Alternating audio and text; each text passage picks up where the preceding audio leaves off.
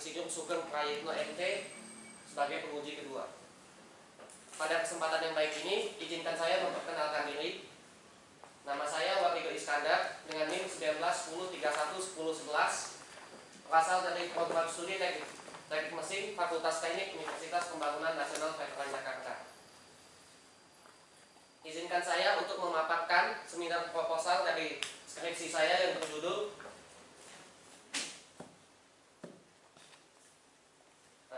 Kendali Studi Komputasional Kendali Aliran Fluida pada Objek Airfoil. Pemaparan ini terbagi menjadi 3 bagian. Yang pertama pendahuluan, kemudian kajian pustaka, dan yang ketiga metode penelitian.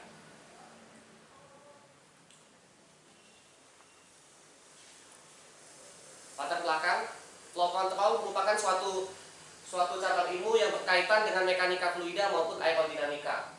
Flow control dapat digunakan untuk berbagai tujuan. Salah satunya adalah pada penggunaan aerodinamika di airfoil. Secara garis besar, flow control terbagi menjadi 2 bagian. Yang pertama adalah flow control aktif atau kendali aliran fluida aktif, dan yang kedua adalah kendali aliran fluida pasif.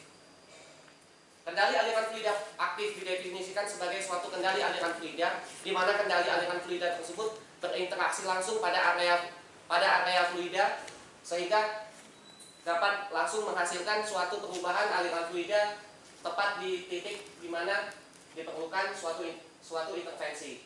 Sementara itu, kendali aliran pasif adalah suatu kendali aliran di mana kendali aliran tersebut tidak bekerja secara langsung di tempat yang dituju, namun hanya bersifat pasif untuk mengarahkan aliran fluida.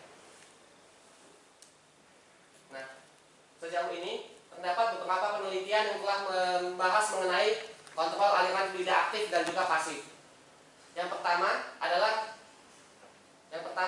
dengan menggunakan plasma aktuator. Seperti pada gambar berikut ini, plasma aktuator merupakan suatu kendali aliran fluida aktif. Selanjutnya ada jet sintetik dan kemudian ada co-flow jet. Sementara itu pada studi aliran pasif telah dilakukan berbagai penelitian. Salah satunya adalah penggunaan bionic flap. Bionic flap merupakan suatu fitur yang dapat ditemukan pada sayap burung. Kemudian ada dimple yang ditemukan pada permukaan bola golf. Selanjutnya adalah dengan menggunakan static slab yang dipasang di dekat dinding X dari airfoil. Sejauh ini, penelitian ini memang telah mengungkapkan berbagai fenomena mengenai flow control. Akan tetapi, masih terdapat hal-hal yang perlu digali lebih lanjut.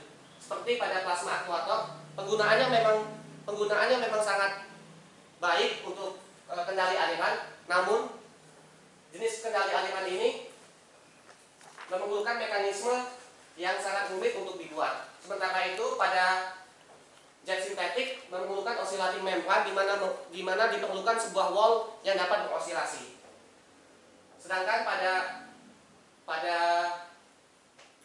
kendali aliran fluida aktif lainnya adalah co-flow jet, di mana pada kendali aliran fluida ini mekanismenya lebih sederhana, sehingga penelitian ini akan menggunakan co-flow jet sebagai flow control aktif.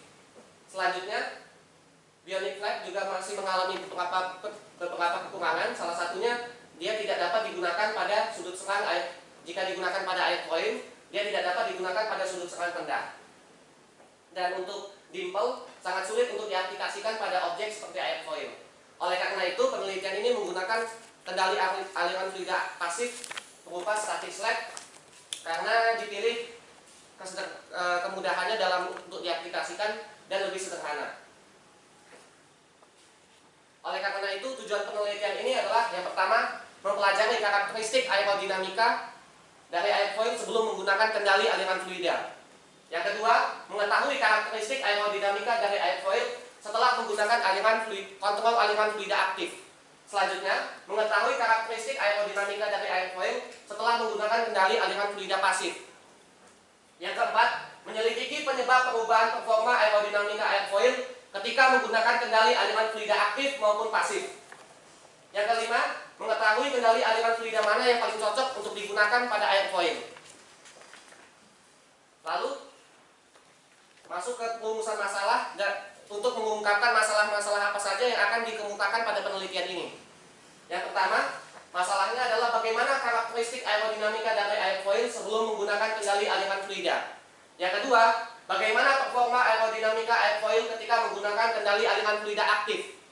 Sedangkan yang ketiga, bagaimana performa aerodinamika airfoil ketika menggunakan kendali aliran fluida yang bersifat pasif. Yang keempat, apa pengaruh yang menyebabkan perubahan performa aerodinamika dari airfoil ketika menggunakan kendali aliran fluida aktif maupun pasif. Sedangkan yang kelima, kendali aliran fluida apa yang paling cocok untuk digunakan pada airfoil. Agar penelitian ini lebih terarah dan lebih spesifik, maka memerlukan beberapa batasan masalah. Yang pertama, analisis fluida secara keseluruhan dilakukan, analisis fluida maupun airfoil secara keseluruhan dilakukan secara dua dimensi. Yang ketiga, semua fluida yang dianalisis berada pada kondisi steady atau tuna. Maksud saya yang kedua. Yang ketiga, aliran fluida bersifat tak mampu mampat atau incompressible. Sedangkan keempat, kendali aliran fluida aktif dianalisis berfokus pada co-flow jet. Sedangkan yang kelima, kendali aliran fluida pasif yang dianalisis berfokus pada slide sintetis. Slide statis maksudnya. 2 menit lagi ya. Bilangan Reynolds. Penelitian ini juga menggunakan bilangan Reynolds sebagai suatu kajian pustaka. Bilangan Reynolds adalah perbandingan antara gaya inersia fluida terhadap gaya viskositasnya. Secara umum, persamaan bilangan Reynolds adalah sebagai berikut. Ini adalah beberapa rezim bilangan Reynolds yang digunakan pada airfoil, terdiri dari ultra low, low, moderate, dan high. Selanjutnya adalah separasi lapisan batas. Suatu aliran fluida yang bertengah pada suatu benda yang melengkung akan menyebabkan suatu separasi aliran fluida. Separasi aliran fluida terjadi ketika udara sudah tidak mampu lagi mengikuti kontur atau bentuk dari benda yang dilaluinya. Oleh karena itu terjadi separasi aliran fluida, seperti yang diperlihatkan pada gambar berikut ini. Ini adalah lapisan batas dan ini adalah benda yang dilalui oleh fluida. Lalu ada persamaan Navier-Stokes. Ada persamaan motion pada arah X, Y maupun Z. Kemudian persamaan ini akan dikombinasikan dengan konservasi massa sehingga menghasilkan persamaan fluida Newtonian incompressible. Lalu selanjutnya ada airfoil. Airfoil itu secara umum didefinisikan sebagai suatu objek penantang pesawat yang digunakan untuk memproduksi gaya angkat. Akan tetapi airfoil tidak hanya digunakan untuk sebagai penantang sayap pesawat. Airfoil dapat digunakan pada bilah turbin angin UAV maupun MAV. Airfoil dapat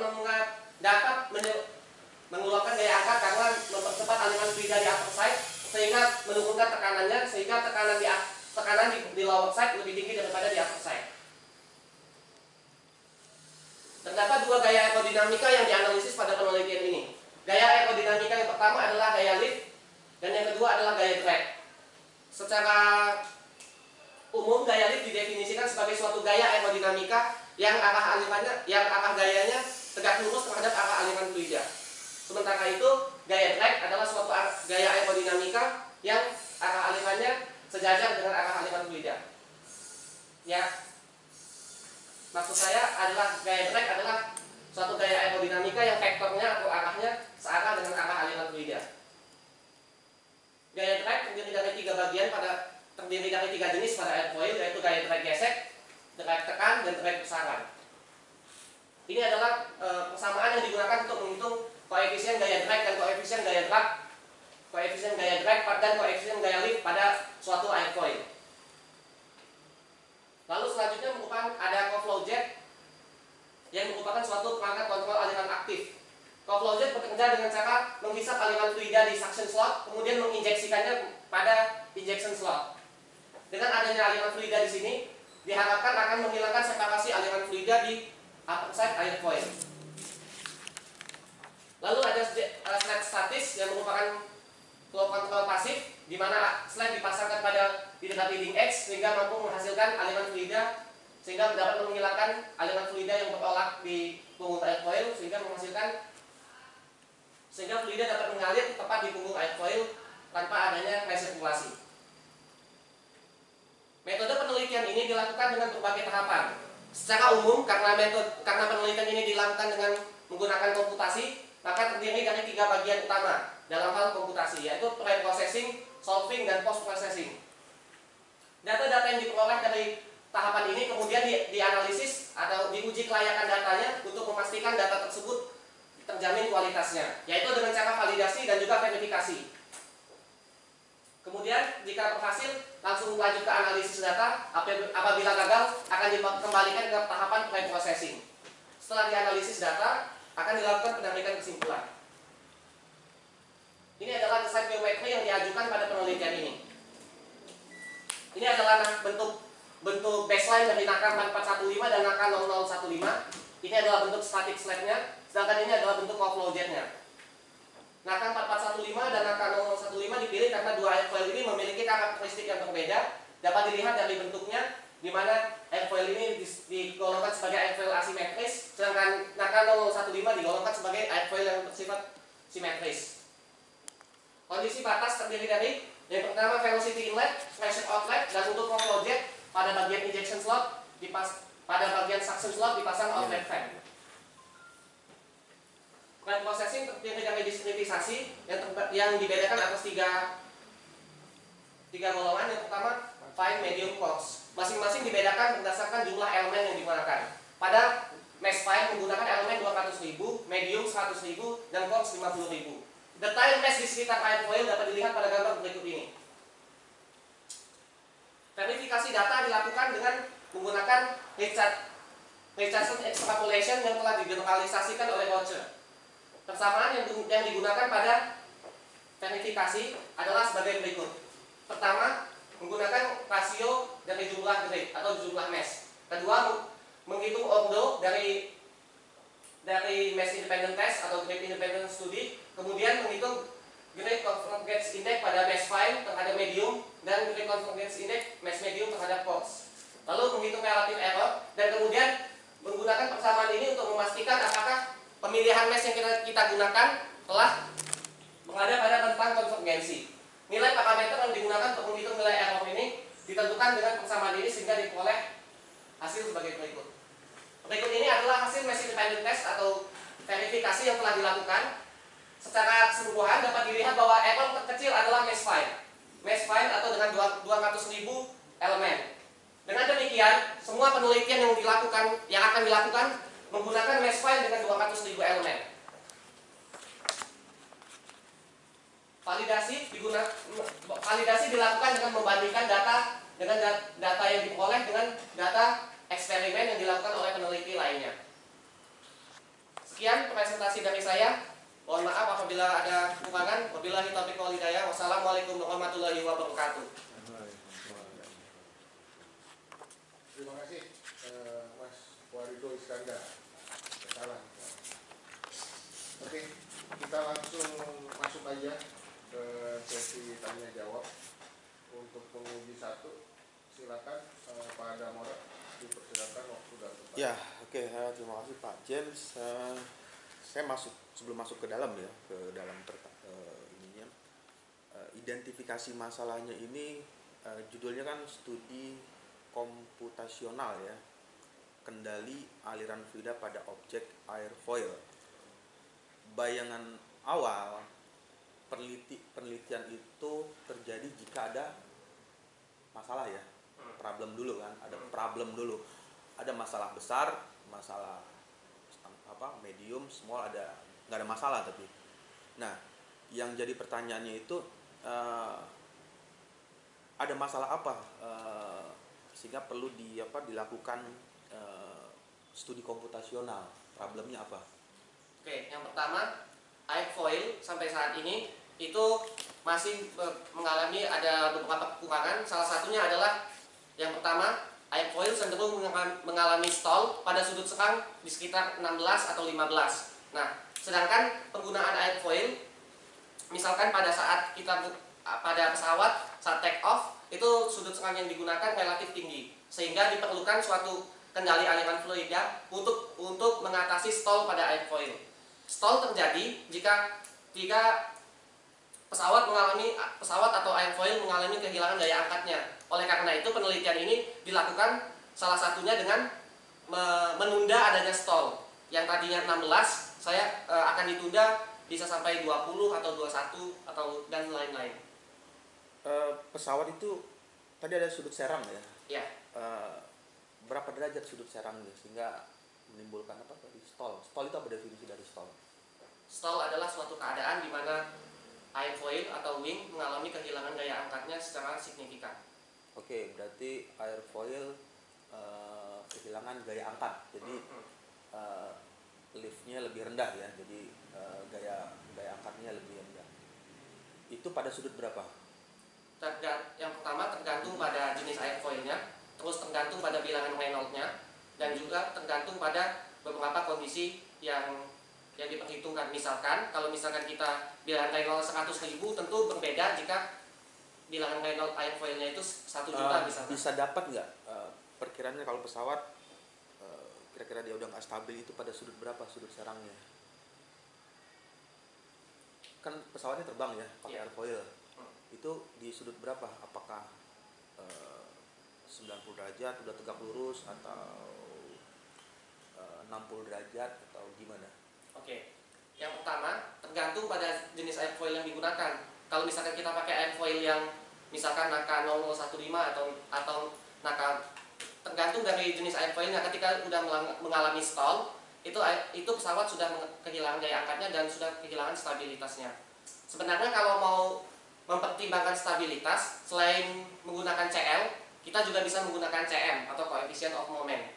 Nah, hal itu akan saya teliti lebih lanjut. Ya, belum bisa ini apa namanya memperkirakan berapa sudut batas aman. Tadi kan kalau misalnya tergantung airfoil, oke, misalnya bicara tentang tergantung airfoil, memang airfoil yang seperti apa yang bisa memberikan batas aman, misalnya airfoil bentuk, ada nggak contoh airfoil yang tampilannya sudah dikatakan ya sudutnya itu aman atau tidak mengalami stall sudut serangnya.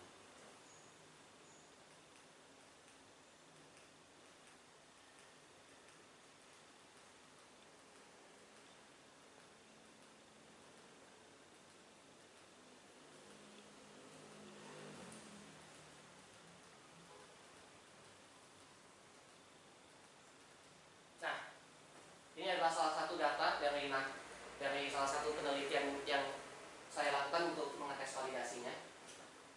Kalau dilihat dari sudut pandang CL, airfoil itu stall kira-kira karena ini Naka 0015 dan bilangan Reynolds-nya relatif low atau rendah 100.000, maka dia akan stall pada angle of attack 10 derajat. Akan tetapi kalau misalkan nanti bilangan Reynolds kita ubah, misalkan moderate, kategori moderate atau high, kemungkinan dia akan stallnya akan dapat ditunda. Berarti ada hubungan Reynolds dengan sudut ya? Ya. Gimana menjelaskan Reynolds-nya? Misalnya Reynolds-nya berapa yang digunakan range-nya? Oke.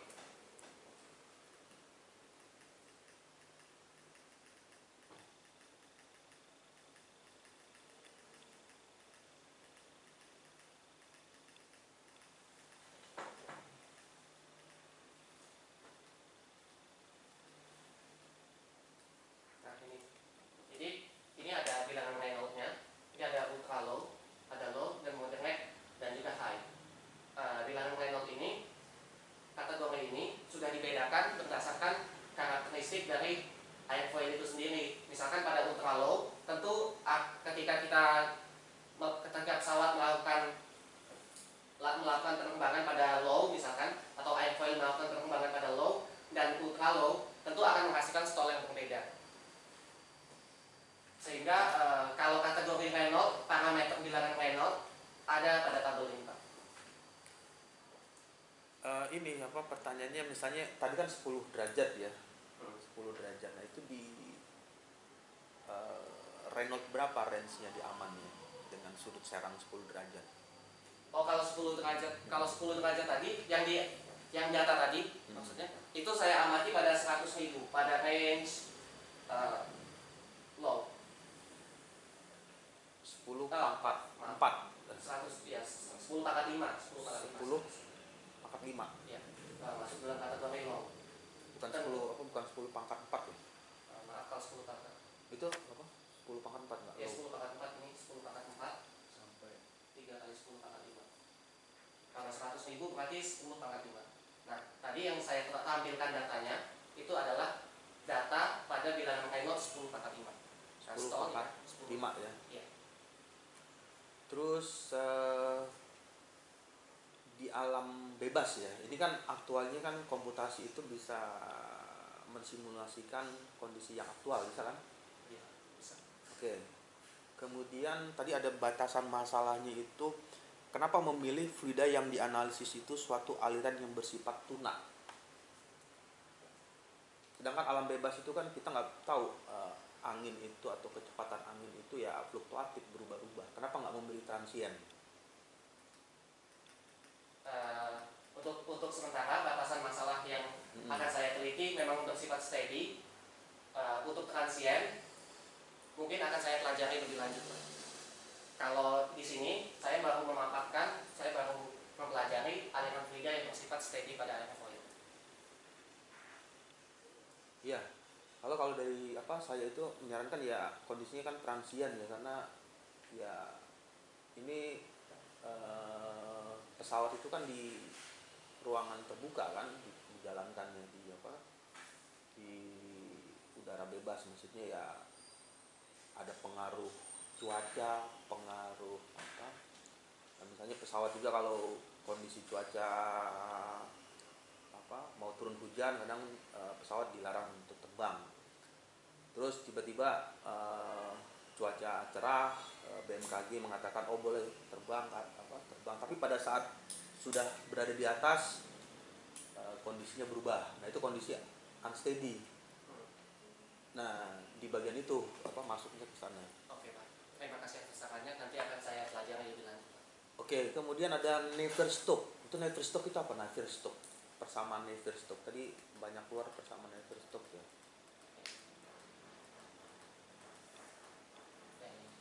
Nah, ini bisa menjelaskan nggak bagian-bagian dari misalkan simbol-simbol ada arah X, Y, Z, kemudian U, V, W, terus ada rho ya, rho, G, kemudian ada mu.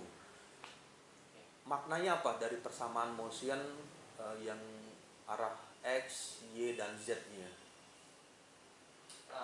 Pertama, untuk persamaan motion, kalau mengenai simbol-simbol, kalau misalkan U itu biasanya digunakan untuk aliran fluida pada vektor X yang bergerak di sepanjang sumbu X. Lalu ada V itu sumbu Y dan W itu sumbu Z. Nah, ini bentuk persamaan generalnya. Kalau kemudian nanti dikombinasikan dengan persamaan konservasi massa sehingga menghasilkan fluida persamaan untuk menghitung aliran fluida non Newtonian, maksud saya incompressible. Jadi untuk simbol-simbol ini, misalkan ini rho, ini adalah simbol untuk massa jenis U terhadap X, berarti kecepatan perubahan gradien perubahan U terhadap X dan selanjutnya. Menggunakan persamaan ini bukan simulasinya, persamaan Navier-Stokes.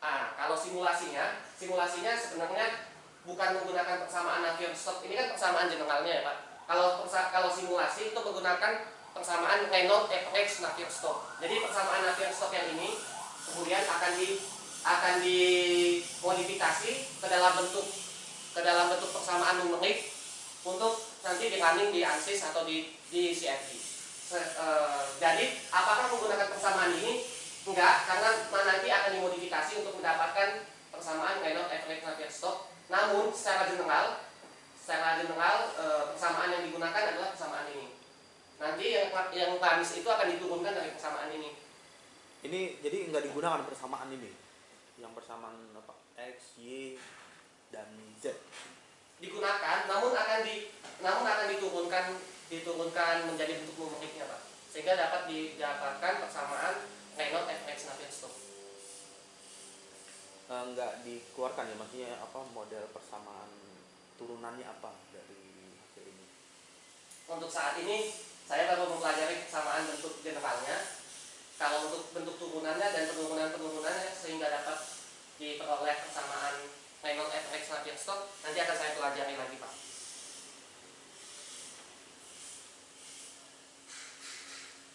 Oke, karena satu lagi Ya. komputasi itu kalau bahasa sederhananya kan berapapun angka yang dimasukkan, software akan menghitung. Betul. Misalnya sama seperti kayak kalkulator ya, 2 ditambah 3 ditambah 4 ditambah 7 dikali dengan sin 81 ketika ditekan sama dengan, software akan kalkulator akan mengeluarkan hasil berupa digital angkanya. Lalu yang jadi pertanyaan baliknya, kenapa memilih tanda positif, kenapa memilih tanda negatif, kenapa menggunakan tanda sinus? Nah, itu yang mesti kuat di situ.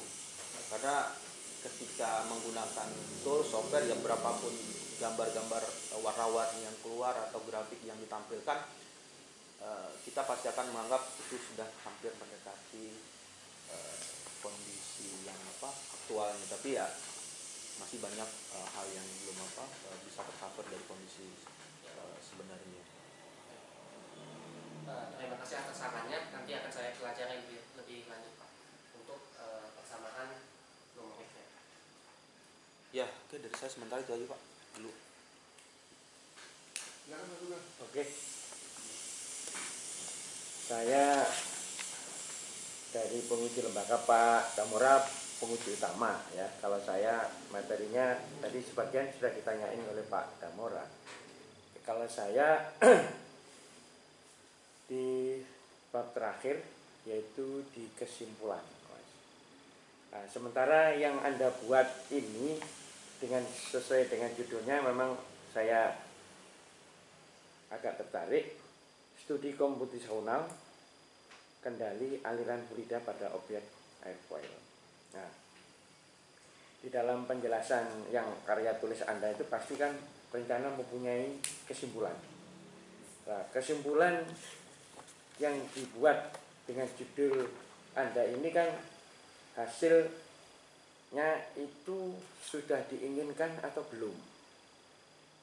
Nah, karena begini, judulnya kan studi komputasional.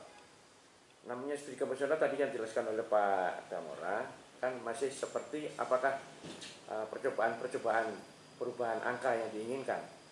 Nah, sementara yang Anda simpulkan atas dasar satu contoh, diberi beban atau diberi angka menghasilkan suatu kesimpulan itu.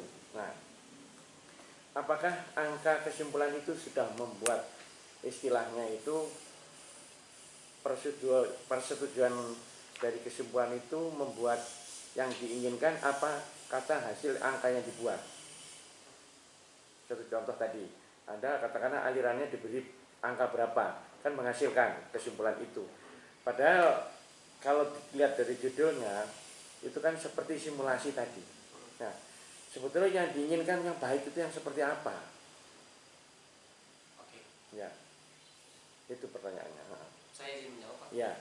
Yang pertama, pertanyaan mengenai apakah hasil penelitian ini udah sesuai dengan yang diinginkan gitu. Nah, sebenarnya beberapa parameter udah ada yang sesuai diinginkan. Misalkan gini, nanti kita akan analisis aliran fluida itu, misalkan ada yang koefisien lift sama koefisien derak. Misalkan koefisien liftnya udah bagus, misalkan ada peningkatan, namun ada kalanya koefisien deraknya menurun. Nah, di satu sisi yang ini bagus, yang ini turun, sehingga apakah kalau secara general apakah setelah memenuhi apa yang saya inginkan? Belum. Akan tetapi beberapa parameter yang saya letakkan di batasan masalah telah saya coba untuk melakukan penelitian tersebut. Nah, terkait dengan beberapa paper yang sudah saya publikasi, paper-paper itu merupakan bagian-bagian data yang sudah saya peroleh dari yang telah saya pelajari, Pak. Sehingga akan perlu ada improvement, perbaikan lagi. Makanya disesuaikan tadi dengan batasan masalah. Iya. Nah, makanya saya lihat kesimpulan batasan masalah dengan judulnya tadi, kalau supaya nyambung berurutan, paling tidak kan diberi suatu solusi bahwa contoh diberi angka satu saja, hasilnya seperti, padahal angka ini kalau dipakai oleh orang lain barangkali menginginkan tidak seperti itu. Nah, makanya supaya perubahan hasil kesimpulan dengan batasan masalah kan supaya sinkron. Apa yang dijelaskan di batasan masalah sesuai enggak dengan kesimpulan. Nah, supaya ini nanti alurnya ketemu sama lah, diberi angka contoh kalau keinginan orang lain barangkali yang disebutkan oleh Pak Damora tadi. Karena batasan-batasan masalah di sini kenapa mengambil contoh yaitu nomor 2 itu fluida dianalisis sebagai satu aliran yang bersifat tunak. Nah, itu. Seumpama kalau bersifat lain, angka itu kan juga berpengaruh di kesimpulan nantinya. Nah, makanya supaya ini nanti klop antara batasan masalah dan kesimpulan harus seiring kan gitu. Nah, jangan sampai nanti itu nggak ketemu, hanya itu pesan saya. Karena keinginan orang lain tadi di kesimpulan itu apakah hasil daripada sudah dibuat angka atau belum sesuai dengan keinginan yang dicapai oleh katakan pemakainya tadi. Oke, Pak. Hanya itu Pak Jim. Terima kasih Pak atas sarannya. Terima kasih, Bro. Ya. Ada orang nambah? Di bagian ini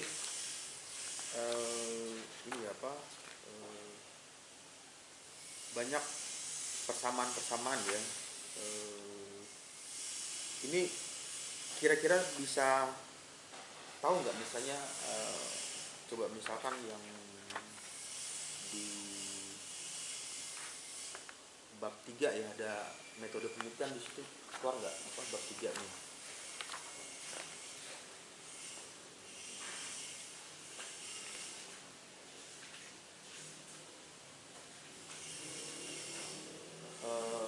Terus ada lagi kalau di sini kan ada keluar ini nih, lanjutan ya, bukan cuma flowchartnya, ada tambahan lagi di bagian ini.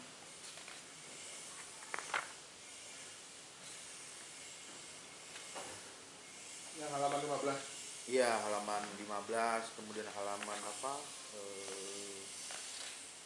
17, 18 ya. Nah, itu ada persamaan-persamaan atau bisa masuk ke Microsoft Office-nya.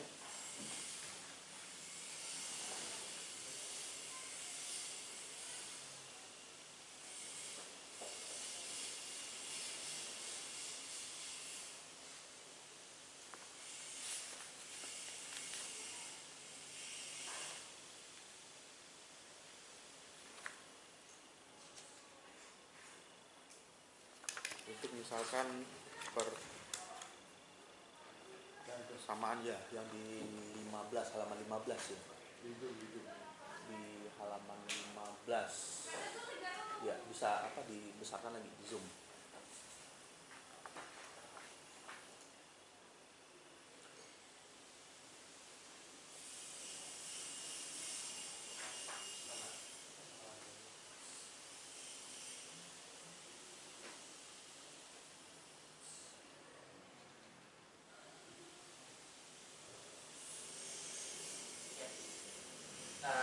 Ya, itu oke. Kan banyak persamaan nih. Ini persamaan keluarnya dari mana? Dapat rumus ini. Kalau yang pertama, ini adalah persamaan Lens yang tadi saya katakan, yang diturunkan dari persamaan Navier-Stokes di PowerPoint tadi. Ini adalah persamaan yang nanti ditulis dalam persamaan numerik.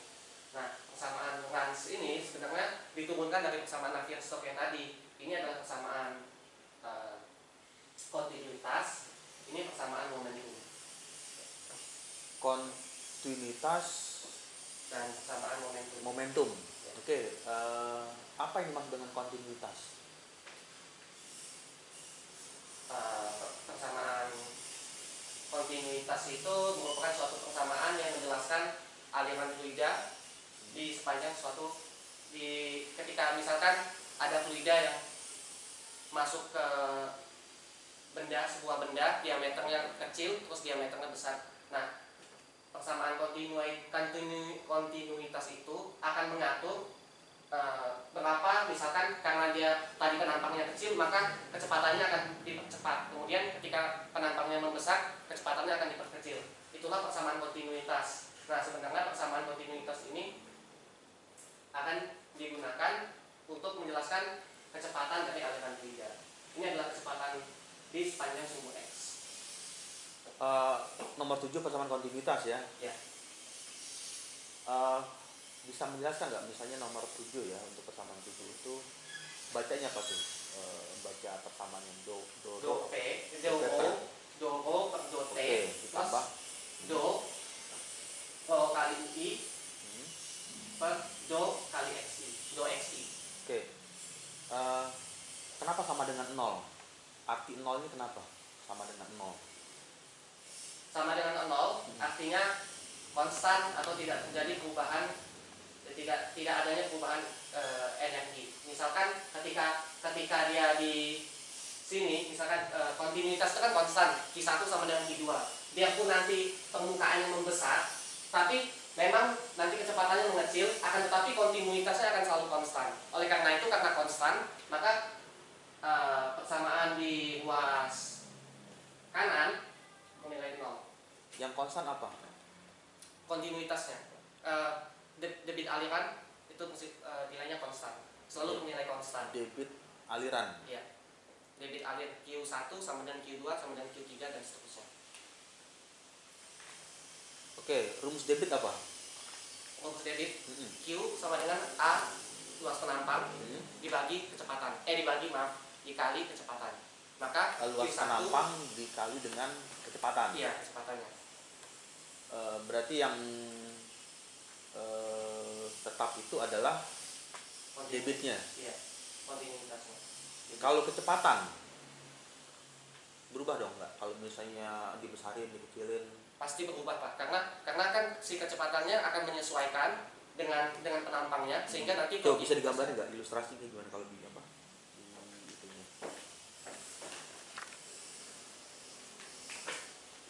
Misalkan ini Ya, itu oke. Perbedaan luas atau penampang ya. ya, misalkan sini. Kalau sini saya pakai 1, ini 2. Jika ini adalah Q1, ini Q2, Oke. ini A2, Oke. ini A1, lalu ini ada U1, terus ada U2. Nah, konstan Q-nya akan bernilai konstan.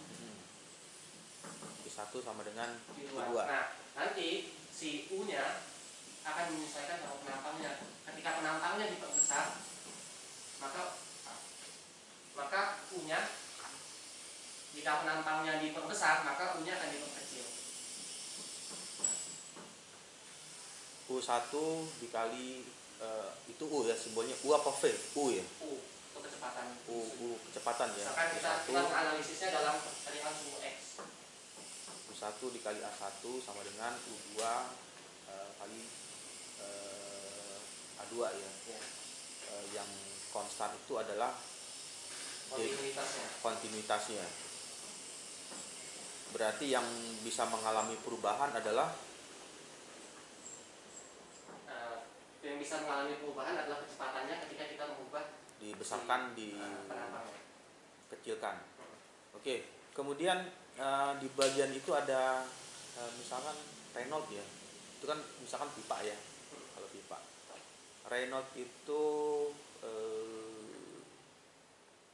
dikatakan turbulen itu berapa nilai Reynolds-nya? Bilangan Reynolds kalau misalnya berarti ini aliran dalam pipa ya, Pak? Internal flow. Berarti ini sedikit agak keluar dari judul saya, tapi nggak apa-apa. Kalau misalkan untuk internal flow itu ada, boleh saya hapus, Pak? Ya. Kalau untuk internal flow itu ada laminet, ada transisi, ada turbulen. Untuk laminet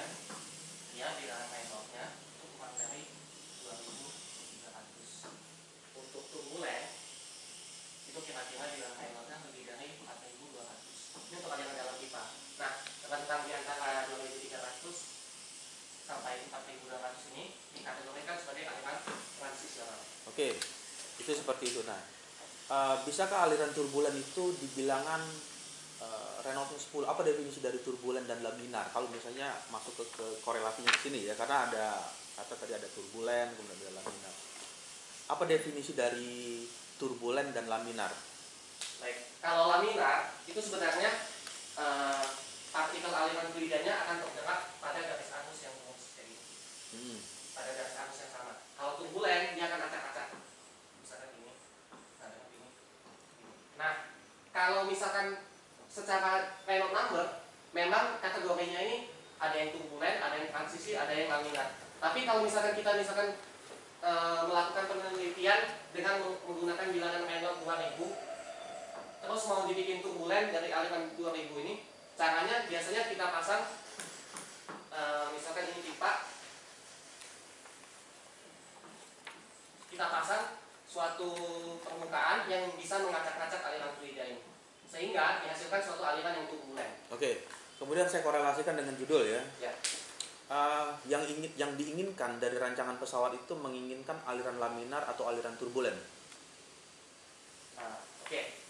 Yang pertama, kalau misalkan pesawat, aliran laminar turbulen untuk aliran dalam pipa dan aliran pesawat tentu berbeda. Itu yang pertama. Range Reynolds number kalau untuk aliran internal dengan aliran di pesawat itu tentu berbeda. Terus, apakah kita menginginkan laminar atau turbulen? Sebenarnya, kalau dari segi kenyamanan, misalkan penumpangnya bisa lebih tenang dalam pas jalan pesawat, tentu kita menginginkan suatu aliran yang laminar. Tapi suatu aliran yang bergerak secara laminar. Akan tetapi kecepatan pesawat itu kan tinggi. Jadi kemungkinan dia udah turbulen. Nah, apakah diinginkan laminar atau turbulen? Jelas yang lebih diinginkan laminar. Tapi kalau kita pakai laminar, itu biasanya kecepatan aliran fluidanya relatif sangat rendah. Berarti pesawatnya kecepatannya rendah gitu ya? Kalau mau laminar secara aktual itu kebanyakan aliran turbulen, karena kita tidak bisa memastikan apakah aliran itu benar-benar laminar. Karena kan di pesawat bukan cuma ada wing misalkan, ada juga bodi pesawatnya yang tentu akan ada acak-acakan dari bentuk bodi ini. Nah, oleh karena itu kalau misalkan kita hitung dengan metode komputasional, kita menemukan adanya model turbulensi untuk memprediksi aliran turbulen di sekitar pesawat atau di sekitar benda yang kita teliti. Ya, oke. Yang diinginkan laminar ya berarti ya, karena supaya nyaman ya. Iya, kalau secara kenyamanan iya pasti laminar. Tapi kan kalau misalkan kita mau ngejar laminar, kecepatan pesawatnya udah pasti harus rendah, dan itu nggak akan bisa ngasih gaya angkat yang baik pada pesawat. Ya, dari saya sementara itu dulu cukup. Ya. Ya, terima kasih nih Damora. Damora lagi. Warido Pak Damora. Hari ini lumayan dapat masukan, walaupun kamu sudah punya publikasi. Kenapa akhirnya saya kasih judul kamu bukan dari apa yang kamu kerjain, tapi dari semua yang akan kamu keluarkan nanti. Jadi masih banyak luarannya. Iya. Nah, untuk mengakomodir luaran yang nanti dipersiapkan sama Warido ini, judulnya masih dalam studi. Jadi studi ini nanti akan jadi kumpulan dari semua kegiatan yang akan Warido kerjakan kurang lebih 1 tahun terakhir. Dan terakhir semesternya ada di semester ini. Jadi nanti diharapkan paper-paper selanjutnya bisa melengkapi dari paper yang telah dipublikasi. Makanya masih dalam studi komputasional dan spesifik membahas airfoil. Saya rasa kita nanti bisa memberikan informasi yang up to date terhadap kegiatannya di ujian sidang akhir. Jadi di ini memang saya kondisikan ya sesuai namanya Pak, sidang proposal. proposal. Jadi datanya Belum banyak. diumpetin dulu. Ya, belum banyak, Belum banyak. Nanti di sidang akhir baru keluar. baru direncanakan keluar.